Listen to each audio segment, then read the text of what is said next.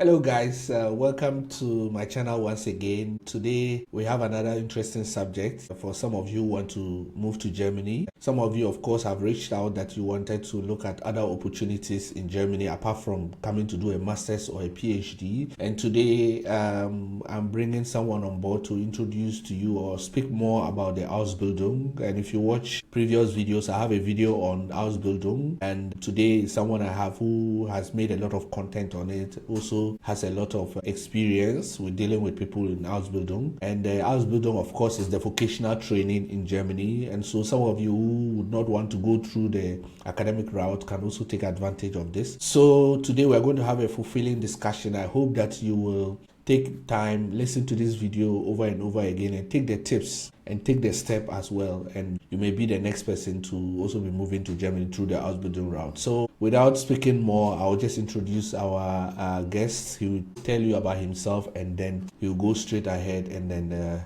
we'll get into the discussion. So welcome. Please tell us who you are, and then what you do. Okay, first of all, good afternoon or good evening, wherever you are. Thanks for having me, Mr. Freeman. I really appreciate it. You're doing a fantastic job. So as you guys already know, my name is Dreyiscold, popularly known as Dreyiscold Reacts. And my content revolves around settling in Germany, surviving, thriving, Ausbildung, and the yari yari. So like you rightly said, I'm gonna be talking about Ausbildung, which is one of the experiences that I have. I've met a lot of people, and they ask me Ausbildung here, Ausbildung there, and I'm like, yeah, why not? If we can help our people back home, of course, I'm down with it. I'm also a Nigerian, and I'm a content creator. Yeah, that's good. So I know people will be, what are they talking about Ausbildung? So what is Ausbildung? Please tell us what Ausbildung is. Okay, so basically, Ausbildung is like a dual system where you have the opportunity to study and also make money on the side. So that's basically what Ausbildung is. It's like an apprentice, if I break it down in layman's term, apprentice or internship, but you are getting paid in some ways. So that's basically what Ausbildung is. You learn, and then you have practical knowledge simultaneously. And how is it done in Germany? I know, it's Germany that is done. You've talked about it being a dual thing, but how is it done? I mean, do I just walk into a school? How do I get into it? Okay, so basically you have to apply. It's more like applying to a school, but this one is a little bit different because unlike applying to normal school, they have like two semesters or two intakes in a year, which is winter and summer. But for Ausbildung, it's only once in a year, which is either August or September, depending on the company. So that's how Ausbildung works. So of course you have to apply. Of course there are so many requirements that you have to meet. Language, sometimes experience. It depends on where you are coming from, what you are applying for, what the company is asking for. So there are different ways at which you can apply. But generally, language is like a big deal. And then you have to apply to the company because some companies actually need Ausbildung people. They call them Azubis here. So yeah, that's how it works. So you have to apply to it. And what type of fields? I read in the news that Germany needs skilled workers. But what type of field can I apply for an Ausbildung in, and which fields, per your experience, are the ones that are currently in demand? Okay, so from what I've seen, from what I've noticed so far, there are three fields that are hot right now. I would say tech, but I would specifically say something that has to do with cybersecurity. That's the most important thing. So if you have any experience in cybersecurity, coding to an extent, but it can be replaced by AI. So they don't really pay too much emphasis to that anymore. Nursing is also another one that's hot kick. Medical sciences, to be general, but the more specialized you are in a particular field, healthcare, nursing, doctors, anatomy, all those ones are hot kick. And also engineering, mechatronics. If you are good at robotics, they will be begging you, please come, please come. Yeah. So mechatronics, renewable energy, electrical engineering, mechanical engineering, all those things are like the three sectors that I would say wherever you are from in this world, if you have the technical know-how, or you want to go into this field, that's what I'll tell you to look into. Yeah. And so, someone who is perhaps watching from Ghana or Nigeria, how do I start? I mean, do I need high school? Do I need bachelor's? How do I start? I mean, you've mentioned mechatronics, engineering, and all that. I'm watching and I feel like I want to go into that field. I don't have any background. How do I start? Okay, so basically, what you need is, they call it here, is called abitur. That's what you need. But in Nigeria or in Ghana, is, you can say, is secondary school certificate. Yeah. That's basically what you need. Of course, if you have your bachelor's, it makes it a little bit easier because you are coming from, like they call it third world countries. Yeah. You understand? So there's this extra expectation, extra hurdle that you have to climb. Unfortunately, that's how it is. So if you have your bachelor's, it gives you a leverage. You understand? But the general requirement is your secondary school certificate is enough. Then the language, normally they will tell you B1 is enough. But I will tell you for a fact, if you are coming from Africa, B2 is the minimum. If you can get C1, by all means necessary. You understand? Yeah. But B2 will be, the reason why is because you are competing with Europeans. Yeah. And to be honest, on the scale of, importance, I don't like to use that word, but I just like to be very realistic. They prioritize them over us strictly because of the visa requirements, is the less hurdles that they have to go through to pick an European compared to an African. So all those things is what they take into consideration before they decide to give you a slot. You understand? Yeah. So of course you need your CV, motivation letter, and just adjust the basics that you need. Yeah. And you mentioned also the language. You mentioned B1, B2. Yeah. And so how do I so for example, I'm in Ghana, Nigeria. How do I start with the language so that I can get into this Ausbildung? Okay, so like there are schools called, like there's Goethe Institute, for example, if in Nigeria. They have an online platform. If you cannot go there in person, you can go online. There are many schools online now that you can learn the language. So your location should not limit you. Unlike before, when you had to go there in person. Now you don't need to. You can just be in the comfort of your room and just go online. There are so many schools that you can Google. There's Goethe Institute. There's Lextora, for example. That's in Nigeria. I think it's in Ghana too. There are other schools also that where you can easily go online. You just Google away. Yeah. Or go to ChatGPT and look for German schools. Everybody's in ChatGPT now. So go to ChatGPT and look for German online schools, and then you can pay through PayPal or Apple Pay or whatever, and you're good to go. Yeah. And how long do you think typically it will take me to learn up to, let's say, B1? How long will it take me? Ideally, it should take you 6 months. But it depends on the person. Some people are smarter. It depends on the person. But ideally, it should take you 5 to 6 months to be able to be on a B1 level. So let's say, okay, I've started a language and luckily I finished the language. I wrote the exam and I got B1 or B2, depending on which level I was able to get. How do I get an Ausbildung place? How do I do an application? Okay, so now there's different websites. Okay, now there's azubi.de, zubi.de. There's also a platform called Agentur für Arbeit in Germany. So you can go to Google and search for Agentur für Arbeit. So you can also go to the company website. Okay, but what they do is they always advertise new jobs there. You understand? But my advice will be, as a foreigner, look for jobs that probably is probably published like maybe an hour or 30 minutes or maybe 2 hours. But any job that you see that is a day, chances are that those jobs are gone. You understand? Yeah, chances are that those jobs are gone. So look for jobs that is like maybe 2 hours published, 1 hour. They are always publishing, so just refresh and refresh. If you see jobs that are there like a day before, you can try. I'm not going to tell you not to. You can, but prioritize the jobs that are newly published, especially if those jobs are what you want to do. That's what I will tell you. So these two websites, I'm sure there are others, but so I just need to go online, and then by the time I have my B1, so at least I can read a bit of German, and then I'll find them, and if I like the position, I just do the application. Yes. So how is the process like after I apply? Do they call me for interview? How do I proceed with that?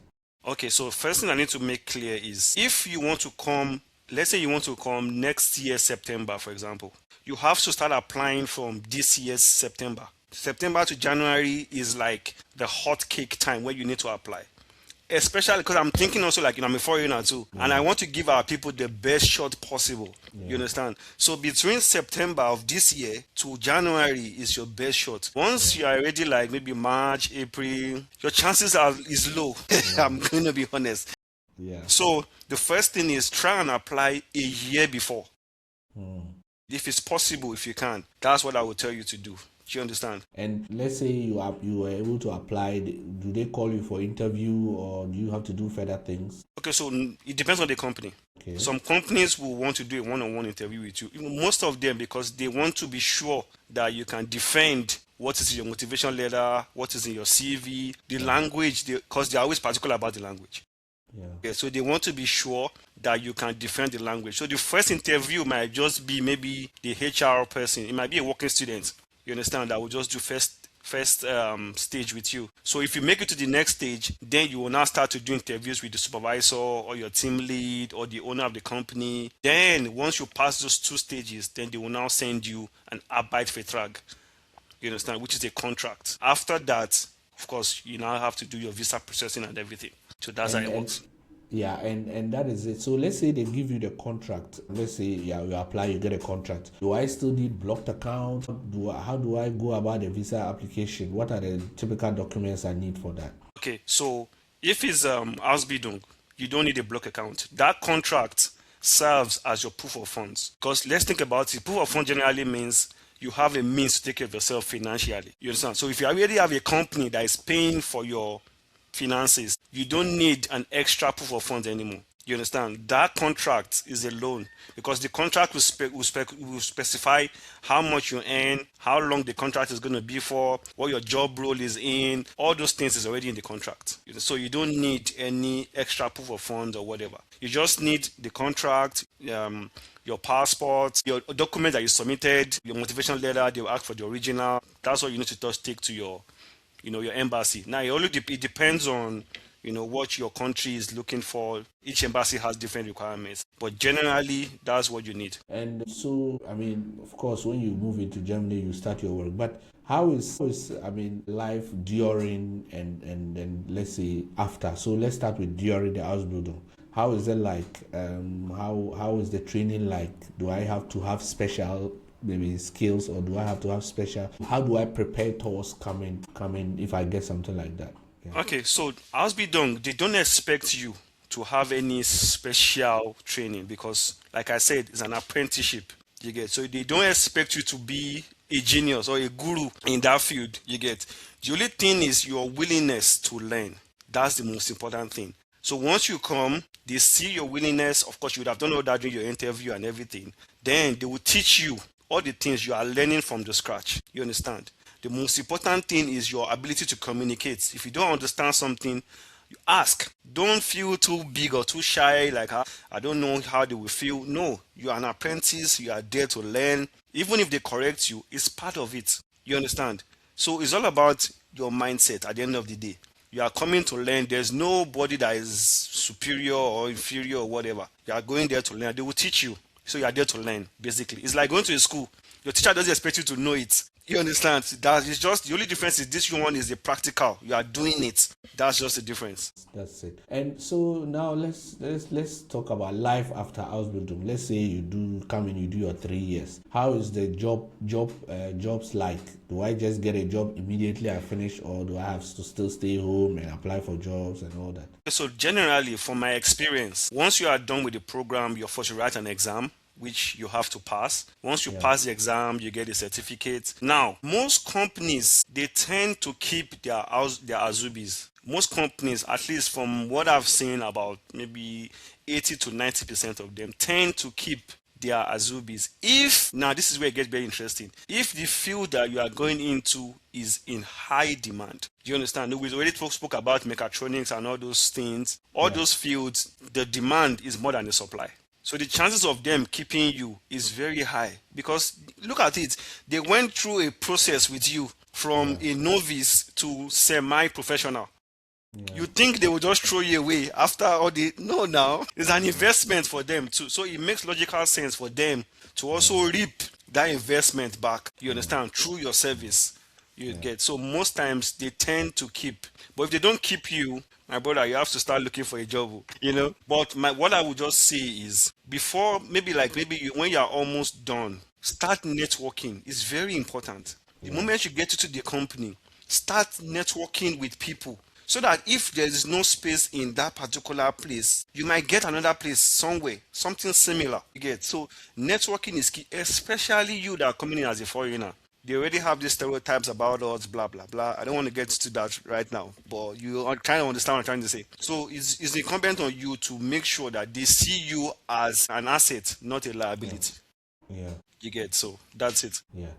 Yeah, that's an important point. And so I think we've covered a lot, but I mean, you have the experience. There are some things that normally you will not hear about Ausbildung in terms of tips generally for people who are maybe trying to explore that opportunity back home, or even those already in Germany. What would you tell them? What are the tips you are going to give them? Okay, so the first thing I will tell them is, do not depend on that money, because the money would not be enough. Especially if you are coming to a big city like Munich or Berlin. That 800 euros that they will first start with is nothing. Oh. You know now, it's not 800 euros is nothing. Unless maybe you are living with, maybe you have a roommate, for example, and then you guys are sharing the rent together. Maybe be prepared to probably do a job on the side to supplement your lifestyle. Unless maybe your father is Dangote, or maybe you have money and your father they are rich, okay, that one is okay. But don't depend solely on that salary. Don't think the money will be enough. It will not be enough. Secondly, is when you start the job,